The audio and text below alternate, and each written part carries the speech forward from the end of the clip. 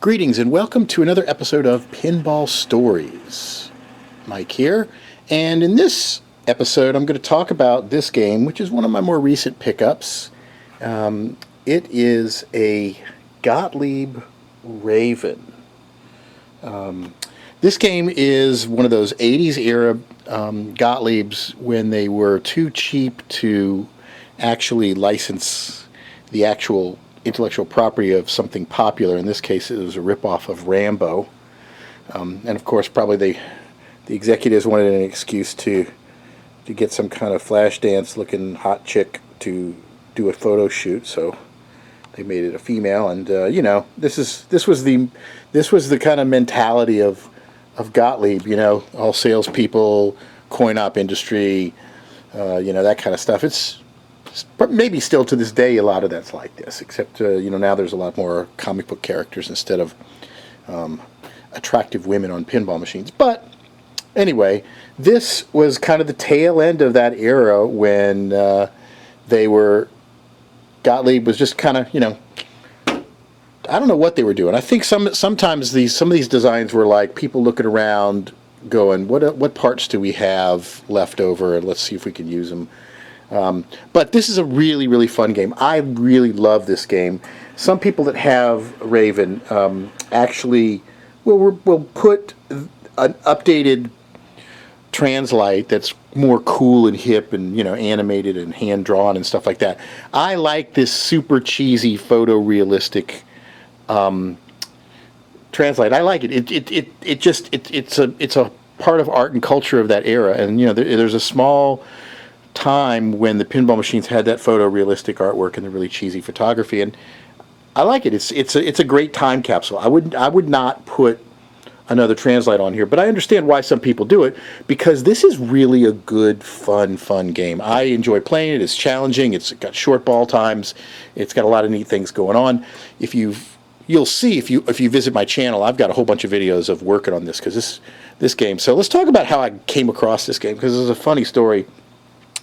This is one of those games that I've been looking for, just because I like the cheese factor in it. I mean, look at the cabinet. It's got this weird kind of gold leopard animal print thing happening on it. It's just weird, and you know, I like it. And so this has been on my short list for a long time, and it showed up on Craigslist. So I saw it, immediately called, left a message, say I'm interested in the game, blah, blah, blah. And then what I did was I sent an email out to all of my friends in the collector community, and we all have a mailing list that we talk amongst ourselves. And I said, hey, look, I'm going after this Raven. I really want this game. This has been on my short list. And there's the collector community down here. We kind of have a deal amongst ourselves where if somebody really wants a game, nobody else will step on it. You know, we don't like to kind of fight over things.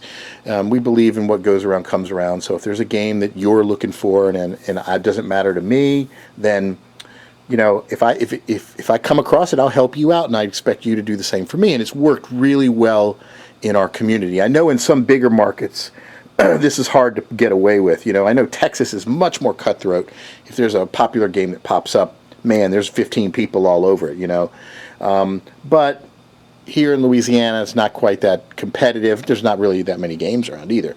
So the funny thing is, you know, I told everybody, back off, I want this game. And everybody laughed. Everybody's like we would go for it. You know, it was apparently like they thought it was a joke. They thought I was joking that I really wanted and liked this game. So that turned out to be an easy acquisition. I didn't pay a whole lot for this game either. It was not working. It had all kinds of problems with the board. It wouldn't boot up, and so I got it quite cheap, but I did have to put a reasonable amount of time into it, and it's been rewarded. It works really well. I like this game. Ironically, this is one that I'm less likely to get rid of, just because it's a fun game. It's a lot of fun. I think I've done a video on the gameplay, so if you search my channel, you'll find that. And I guess we all have those weird, goofy games that we like that everybody else doesn't understand why we like it. And I could go into why I like this from the gameplay standpoint and all of that. But suffice to say, that's in another one of the videos I've done. But this is one of those games. This is one of the games for me, a goofy game that a lot of people are like, ugh, that thing's ugly. I would not want that. But to me, I like it. So I understand if you are one of those people out there that there's a game that you particularly like. And the weird part is I've never owned this game before. I never played it when I was a kid. There's something about it, the aesthetics and the gameplay that I really liked about it. So it wasn't a kind of romantic child obsession with a game that I saw when I was younger. It's just one of those. It's one of those goofy games. This is the goofy game that that I kind of like. And so there you have it, Gottlieb Raven. Another little short segment of just commenting on games. This came from. This is another interesting thing about it. Sometimes, you get these calls, you go out to look at these games. You never know where you're going to go, right? You never know if it's going to be a trailer or it's going to be in a bad neighborhood or a good neighborhood. Although a lot of times, you'll get that call, you'll get the address and you'll pull it up on Google Maps and you'll be like, ooh, that's a nice neighborhood. This thing's probably going to be in nice condition. Or, ooh, that's a bad neighborhood. This thing is probably going to be trashed. There's all those weird thoughts that go through your head of what is it going to be? Am I going to run into any problems? Well, this one was in kind of just a little suburban neighborhood. I go over there. There was a for sale sign on the house. And I got a chance to get a tour of the house. And it was magnificent. Just beautiful, beautiful property with these, 200-year-old oak trees flanking it. And I was like, where are you guys moving to? And they were going to move deeper into the city, which I thought was I was like, really? That's a bummer. Because if I had this nice kind of, and I understand the city versus the suburbs, but they had like a beautiful, beautiful place, and they were going to trade it for a house where there probably didn't even have off-street parking. And that was interesting. It's always fun to look at the houses. You get a chance to go in sometimes and see what's what. And this was definitely an odd game that you didn't expect to see in that kind of house. But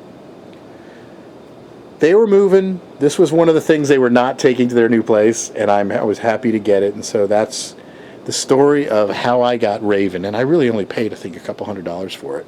And after a reasonable amount of work, there it is playing. Got LEDs in it, and it's all kind of happening. So if you want to see more about this, I'm pretty sure I've got a pinball showcase where I talk about the game and the gameplay and all that. So take a look at that. And until next time, thanks for watching. And if you have any questions and things you want to ask me, send them to mike@pinballhelp.com.